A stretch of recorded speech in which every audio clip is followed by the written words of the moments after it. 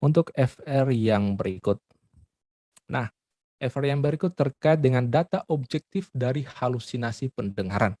Nah, untuk kita ketahui, untuk jenis-jenis halusinasi ini yang di sini saya dapatkan ada 4, yaitu halusinasi pendengaran, halusinasi penglihatan, halusinasi penghidung ini kayak penciuman ya, kemudian pengecapan dan perabaan. Tapi yang diminta sini hanya halusinasi pendengaran saja untuk data objektifnya. Maka kita langsung masuk pada bagian yang ini. Untuk data objektifnya yang pertama, untuk ciri-cirinya. Untuk halusinasi pendengaran itu yang pertama, bicara atau tertawa sendiri, kemudian dia biasanya marah-marah tanpa sebab, mengarahkan telinganya ke arah tertentu, menutup telinga, menunjuk-nunjuk ke arah tertentu, ketakutan pada sesuatu yang tidak jelas, mencium sesuatu seperti sedang membau bau tertentu, menutup hidung atau sering meludah, muntah dan menggaruk-garuk permukaan kulit. Jadi ini biasanya tanda-tanda daripada pasien-pasien yang sering mengalami halusinasi. Ya nanti teman-teman menyesuaikan saja ya untuk data objektifnya.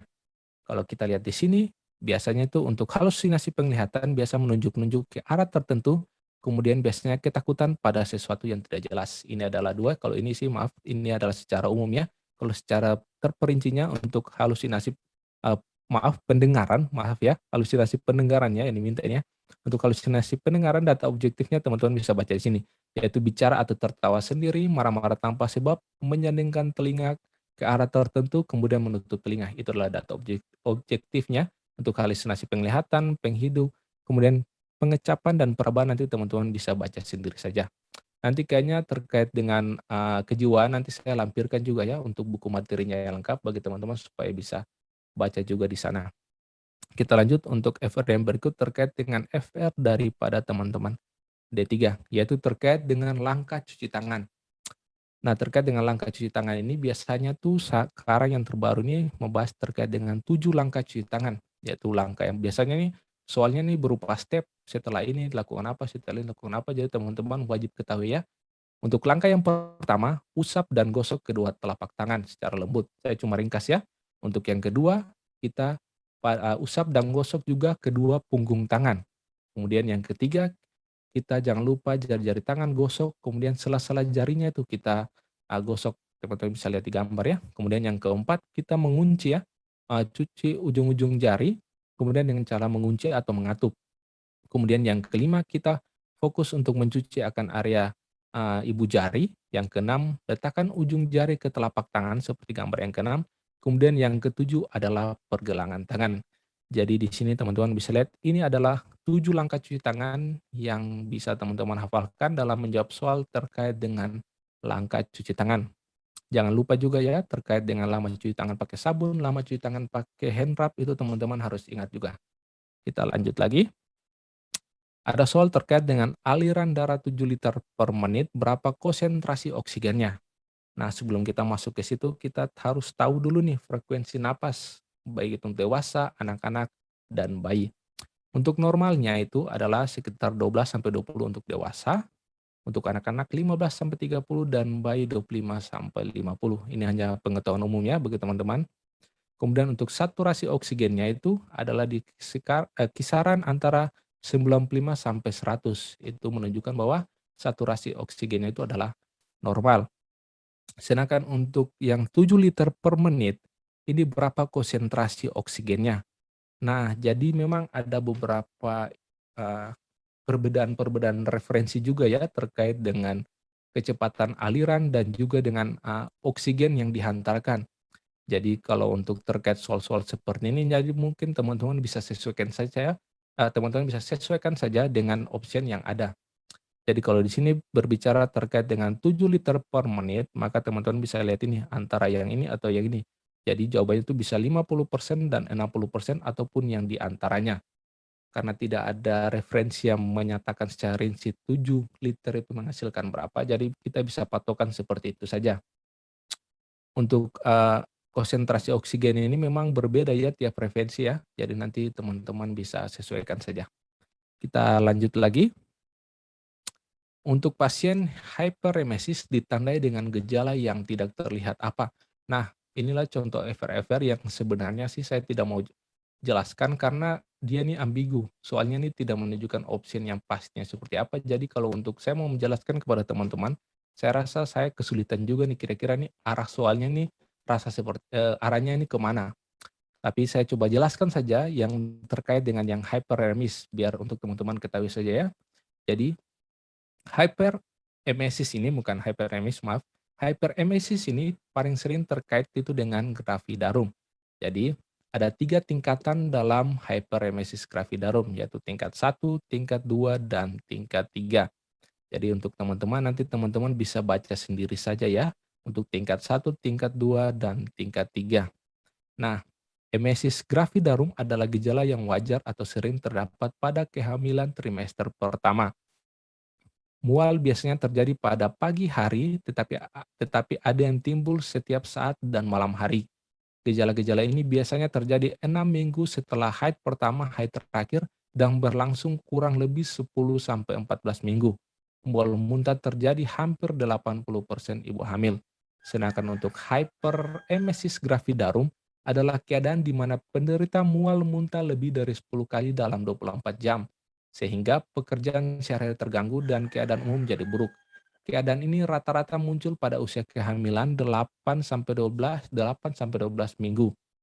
Kemudian, hyperemesis gravidarum adalah kondisi persisten mual muntah ibu hamil pada trimester pertama sampai dengan usia kehamilan 22 minggu, yang apabila berkelanjutan bisa mengakibatkan kekurangan karbohidrat dalam lemak, dehidrasi, dan kekurangan elektrolit. Jadi kurang lebih yang bisa saya jelaskan terkait dengan hyperemesis gravidarum adalah seperti itu ya. Jadi nanti apabila soal mungkin teman-teman bisa menjawabnya saja lagi. Karena jujur saja saya tidak tahu mengerti arah soalnya ini seperti apa. Contohnya yang ini, ditandai dengan gejala yang tidak terlihat itu apa. Itu menurut saya tidak tahu ya. Jadi mungkin yang teman-teman tahu mungkin teman-teman bisa bantu saya di kolom chat juga terkait dengan pembahasannya. Tapi kalau tidak tahu nanti kita lanjut saja ya untuk ini. Kemudian berikut FR yang selanjutnya yaitu terkait dengan komunikasi dengan anak yang tidak mau pasang infus. Jadi sebenarnya ini kalau berbicara tentang teknik-teknik komunikasi ini yang harus teman-teman perhatikan hanya di yang materi komunikasi terapeutik pada Zoom yang pertama. Kalau teman-teman paham terhadap konsepnya, maka saya rasa teman-teman bisa menjawab itu baik untuk yang berhadapan dengan anak, orang dewasa, maupun yang lansia. Karena semuanya itu pada dasarnya itu adalah termasuk dalam fase-fase komunikasi, baik itu yang fase preorientasi, orientasi, fase kerja, dan fase terminasi itu hanya seputar-putar di soal-soal tersebut saja. Hanya nanti konsepnya aja yang diubah-ubah untuk model-model soalnya. Jadi nanti pada saat video ini jadi saya akan lampirkan juga terkait dengan komunikasi terapeutik saat pemasangan infus ya. Nanti teman-teman bisa baca di sana saja. Kita lanjut lagi. Untuk yang soal nomor 10, yaitu seorang pasien yang kakinya diamputasi dengan mengatakan seandainya hari itu tidak terjadi dan seterusnya termasuk dalam apa. Nah, menurut saya ini termasuk dalam fase-fase berduka ya. Untuk soal ini, kira-kira dari pembahasan kita yang kemarin, dia masuk pada fase apa? Untuk teman-teman mungkin bisa jawab di kolom chat ya. Soal nomor 10 ini, kira-kira seorang pasien yang kakinya diamputasi tapi mengatakan seandainya hari itu tidak terjadi dan seterusnya dia termasuk dalam fase apa? Apakah denial, penyangkalan, marah, menawar, depresi, atau penerimaan? Dia masuk di jawabannya mana? Ya, benar sekali ya, dia masuk pada area yang bargaining atau tawar-menawar karena dia mengatakan seandainya ini, seandainya itu adalah kunci ya untuk orang-orang yang sementara berada di fase tawar-menawar. Sudah jelas ya untuk FR ini. Kita lanjut lagi. Teman-teman yang tertarik menjadi ASN melalui jalur P3K, sambil menunggu waktu ujiannya, teman-teman bisa join ke program Bimbel Beta Nurse tahun 2023. Untuk paket materi dari program Bimbel ini berdasarkan pengalaman ujian P3K di tahun sebelumnya.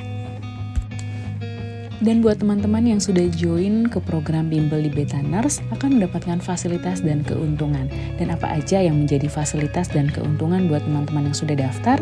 Yaitu yang pertama, teman-teman memiliki hak akses ke Google Drive Beta Nurse untuk mendapatkan Pertama, modul rangkuman materi P3K yang terbaru. Yang kedua, modul ASKEP yang sering keluar saat ujian. Yang ketiga, modul FR dari pengalaman ujian P3K tahun sebelumnya. Yang keempat, modul update materi yang disesuaikan dengan FR ujian tahun sebelumnya. Dan yang kelima, modul latihan soal, kunci jawaban, serta pembahasannya. Dan yang keenam, kumpulan soal dan kunci jawaban yang merangkum dari kompetensi manajerial, sosial kultural, dan wawancara. Dan yang ketujuh, teman-teman bisa mengakses semua link kelas Zoom sebelumnya beserta materinya. Dan teman-teman juga difasilitasi dengan join grup WA khusus anggota Bimbel P3K tahun 2023. Dan bukan itu aja, teman-teman juga bisa mengikuti 5 kelas Bimbel via Zoom yang terbaru di tahun ini, yaitu kelas bimbel kompetensi manajerial, kelas bimbel kompetensi sosial kultural, kelas bimbel kompetensi wawancara, dan kelas bimbel kompetensi teknis part 1 dan part 2. Join sekarang dengan harga promo di Rp199.000 dari harga normal Rp350.000, dan saat ini pendaftaran bimbel di Betaners masih berlangsung. Dan untuk informasi materi, update file materi, dan waktu kelas bimbel akan terupdate di grup WA. Dan kita juga menginformasikan bahwa harga promo dapat berubah sewaktu-waktu. Dan untuk paket bimbel yang teman-teman dapatkan valid sampai 30 Desember 2023. Jadi jika teman-teman join sekarang, maka teman-teman akan menjadi member aktif program di bimbel ini dan bisa mengakses semua fasilitas yang ada sampai tanggal 30 Desember 2023. Jadi tunggu apa lagi teman-teman? Ayo join di program bimbel di Betaners. Banyak fasilitas, banyak keuntungan, dan saat ini kami juga menawarkan harga promo. Dan untuk pendaftaran, teman-teman bisa langsung klik link di kolom deskripsi di bawah, nanti akan muncul tampilan seperti ini. Dan klik kontak admin untuk mendaftar.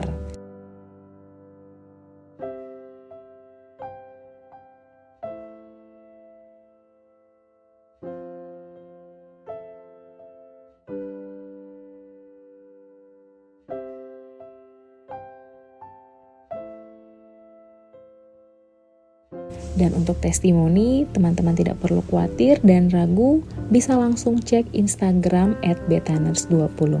Teman-teman bisa langsung membaca testimoni-testimoni dari program bimbingan belajar di Betaners. Jadi, tunggu apa lagi? Ayo join di program bimbingan belajar Betaners 2023. Terima kasih, sampai ketemu di Bimbel Betaners 2023. Jangan lupa untuk subscribe, like, comment, and share video ini. Bye!